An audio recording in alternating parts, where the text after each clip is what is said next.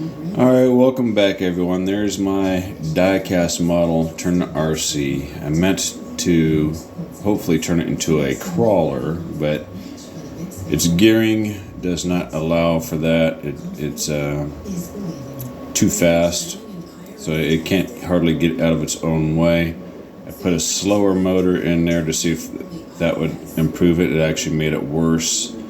So I got a couple other motors right here. I use that Ultra Dash in another model that I built before. It's a high RPM for a 130. It's a pretty good motor. Current draw on it is 4 to 5 amps, and this is rating at 3 volts roughly. 24,000 to 27,500 RPM. And then what's this one? The Sprint Dash. It's not too much different, if I'm reading that right. 20,700 focus. Well, anyway, hopefully you guys can see it better than I can.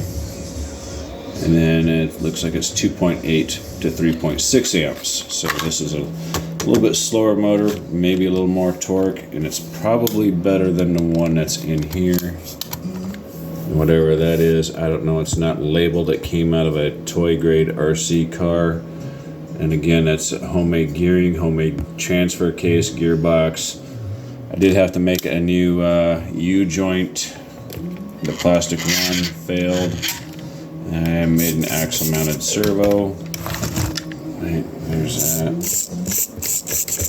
But I need to change the angle. At this point, I think I'm just going to leave it alone and change the angle of the differential, that is, so it's not steering the way that you see it steer. I want to steer. It's kind of like more like up and down versus left and right. It is turning left and right, but it's kind of different.